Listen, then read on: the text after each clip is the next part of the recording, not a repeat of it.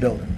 Finally, a little, this is just my little thing. I've talked to a lot of people and talked to Andrew Natsios yesterday. We jumped on it.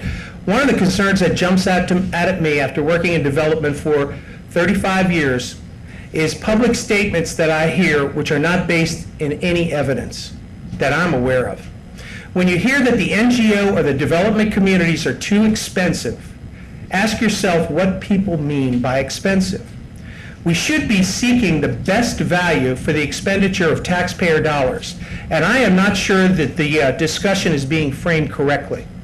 Certainly in USAID, which I love and have worked with for years, much of the misunderstanding about cost realism revolves around an understanding, or I think I could respectfully suggest a total lack of understanding, of indirect cost and how it works.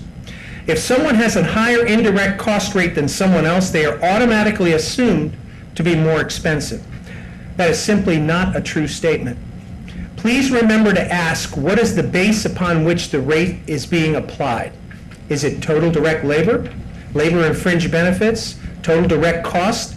A smaller rate applied against a total direct cost can be much more expensive than a higher rate placed against just labor. Competition is the best friend of USAID in determining whether a cost is fair and reasonable. You simply will not survive in this business unless your cost is extremely competitive. If not, you simply will not have the pleasure and honor of doing development work in this town for very long. Thanks very much. Appreciate it. Thank you.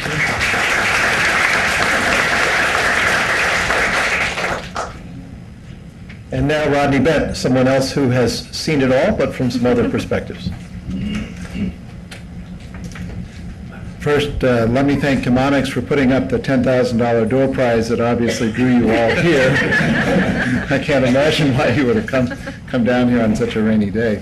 Let me apologize. I thought I was going to be able to put up a PowerPoint set of slides, and I guess because we're videotaping, I can't do that. There are handouts in the back, so some of the slides I was going to cover rather briefly, and from frankly a different perspective than what you've heard here.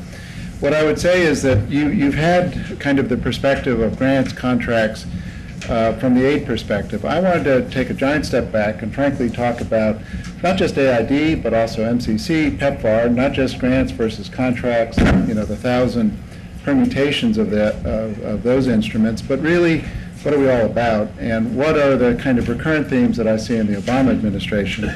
I will also confess to some chagrin, since none of us are part of the Obama administration, so therefore we can confidently tell you what may or may not happen.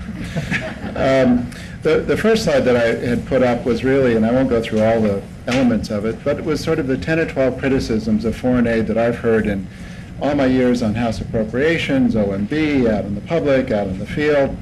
And they range from, you know, it's not well coordinated, there are too many agencies, too many purposes, AID has been hollowed out, but I think the same thing could be said of frankly, any agency doing it, including the African Development Foundation or the IEF or the MDB. So it's sort of a generic point. Too many congressional earmarks, that foreign agencies don't do development anymore. Of course, what that means, who knows? That the reporting burdens on contractors, on recipients, on donors are too onerous. There's not enough of the right kind of information. You can see a lot of contradictory criticisms here, that the field doesn't appreciate what Washington's priorities are, and the reverse is the Washington doesn't appreciate what the field knows. So that's kind of the backdrop. How many people have gone to recovery.gov or data.gov in the last month? Okay, let me suggest that you do that. The reason is that I see some recurring themes in the Obama administration. The first is partnership. Secretary Clinton talked about that on Monday night, and the question is, well, what does partnership mean? At one level, obviously it means working with a whole different group of people. I guess they're handing the handout. Let me suggest some of the attributes of partnership are a little bit different than what we've been talking about to date.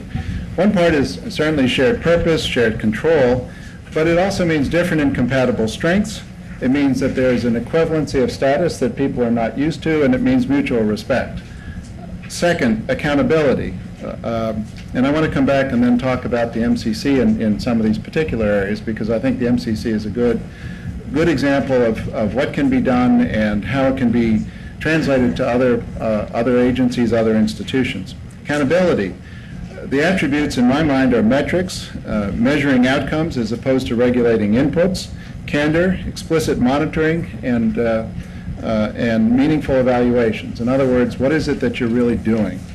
Transparency. Some of the attributes are you reveal internally and externally, and I know that this is incredibly uncomfortable for most agencies. You never want to talk about what didn't work. You want to coat with a fair amount of generality what you hope to do, because you're never quite sure. As 20 years ago when I worked for OMB, we had a SWAT team look at AID, and the assistant administrator at the time at PPC said, well, you have to realize that when we do sort of evaluations, we throw the dart and then we paint the target around where the dart has landed. And that metaphor sort of stuck with me, because that's exactly wrong.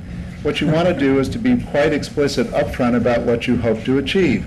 Well, that requires a degree of risk-taking that is, in a zero-risk environment in this town, hard.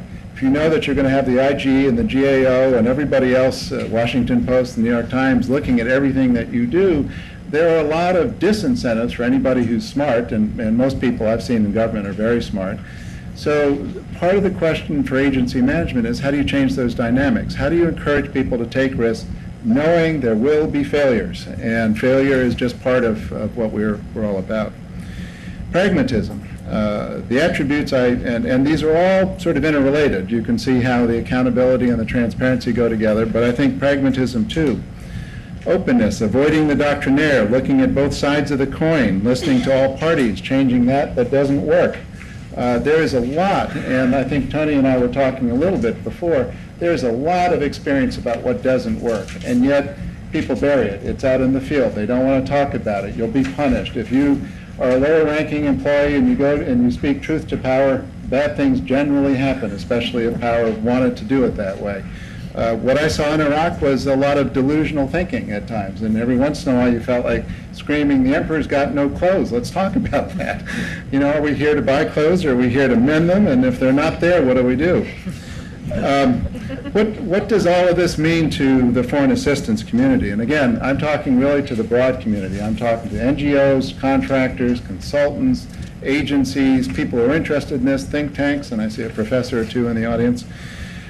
On partnership, I think you have to pay close attention to the full polity within countries, government, civil society, business, labor. What are their priorities and relationships? How do you conduct meaningful consultation? The MCC spent a huge amount of time trying to get that right, and I would argue we still don't. I'm still a little schizoid, you'll forgive me, that the MCC still doesn't have it right, that there are still lessons learned. Who do you talk to? How do you talk to? How do you bring out what their priorities are? I think some of the earlier discussion about partnerships really implied that we were going to hire other people who might be